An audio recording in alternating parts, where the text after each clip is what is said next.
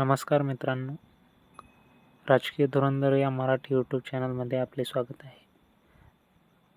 तर आज आपण पाहणार आहोत सुरेश धस यांनी धनंजय मुंडे यांना प्राजक्ता माळी यांचे नाव घेऊन टोला लगावलेला आहे.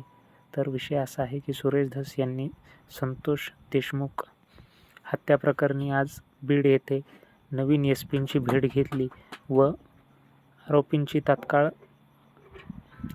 अटक करण्यात यावी याबाबत त्यांना माहिती दिली व प्रसारमाध्यमांशी संवाद साधला. यावेळी सुरेश धसांनी बोलताना धनंजय मुंडे यांच्याविषयी अनेक नवीन खुलासे केले व धनंजय मुंडे हे इव्हेंट मॅनेजमेंट कसे करतात, परळीमध्ये रश्मिका मंदाना, सपना चौधरी या कार्यक्रमांना येतात, तसेच प्राजक्ता माळी यांचे नाव घेऊन धनंजय मुंडे यांना डिवचण्याचा प्रयत्न केला. तर नेमकं सुरेश धस काय म्हणाले आहेत ते आपण या व्हिडिओत पाहू शकता. हे इतकं कुठून आहे या 5 वर्षात एवढं कुठून आलं?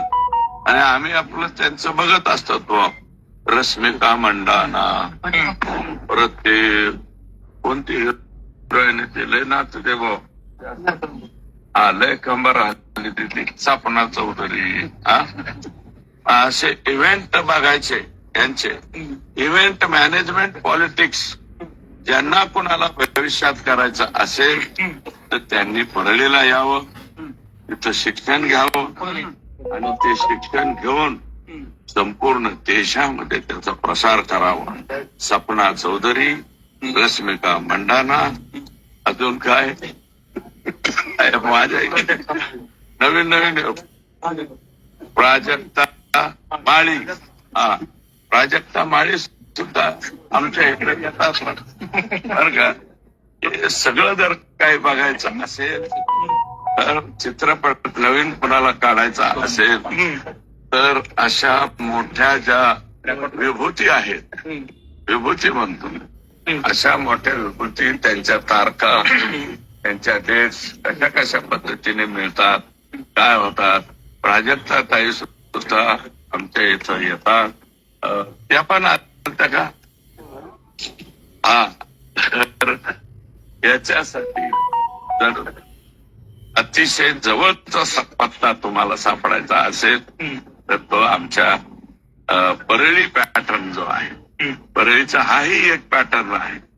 हे असं गायरान जमिनीवर पूर्ण ताबा घ्यायचा, बगलबच्च्यांनी घ्यायचा. 300 पेटबाट्या आणि मी विनंती करणार आहे, हे वाळू माफिया जरा टरकलेत असं ऐकायला आलंय हाऊस मध्ये बोलल्यापासून. परंतु आता राख माफिया कधी टरकणार? राख माफिया सुद्धा फार मोठ्या प्रमाणात परळीत आहे. एका गाडीला कोणाचा तरी टोल, आपण रस्त्याने जाताना टोल भरतो ना, जिजिया कर, प्रत्येक राखेच्या गाडीच्या माग कुणाचा तरी पूर्वी जिजिया कर ऐकला, कोणते कर ऐकले आपण, सर्व कर ऐकले. आता टोलचा ऐकला तर जी राखेची गाडी तिथून निघेल त्या प्रत्येक राखेच्या गाडीवरती XYZ कुणाचा तरी टोल होता. तो टोल देता सुद्धा बेजारी लोकांची झालेली आहे. आताही तेव्हा कलेक्टर आता उद्या परवा जॉईन होत आहेत, कलेक्टरांना मी सांगणार आहे की ते तिथलं राखेचे जे काय गोड गंबाले ते बंद करा. ते कोणीतरी दररोज कोट्यवधी रुपयामध्ये त्याची उलाढाल होईल असे ते व्यवसाय आहेत. आणि नियमाप्रमाणे असतील तर आमचं म्हणणं नाही, परंतु इलिगल गैरमार्गाने आम्हाला हे द्या नाही तर मग तुमची गाडी तिथे नाही असं जे चाललेलं आहे ते कृपया थांबवावं अशी आमची विनंती. काल बोलताना माध्यमांशी असं म्हणाले वाल्मिकी नगर तुमच्या जवळचे सरपंचावर हल्ले झाले मुरण आणि सोलापूरमध्ये सरपंचावर टाकून घालण्याचा प्रयत्न झाला. कुठेतरी या महाराष्ट्रामध्ये सरपंच खतरे मी आहे. त्या ज्या घटना घडल्या असतील कदाचित टेक्निकल बी असतील. ही घटना जी घडलेली आहे त्याचं आणि याचं साम्य होऊ शकत नाही. हे फार भयानक आणि भयानक. त्याला वर्णनच कोणतं करावं गदी माडगुळकर वगैरे असे काही आता नाही राहिलेले. त्यांच्या भाषेत याचं वर्णन केलं तर फार बेकार वर्णन होईल असं मला वाटतं. हा, पुढे घ्या. उद्या मोर्चा होणार आहे, त्याच्या अनुषंगानं काही भेट घेतली का? संवाद साधला का? आणि तुम्ही सहभागी होणार आहात का? मी कालच सांगितलं, मोर्चात सहभागी होणार, आमचे लोक होणार. आणि आम्ही नाही म्हणजे हे जर सहभागी नाही झालो तर चपलाने मार कोणाच्या खायचे आम्ही?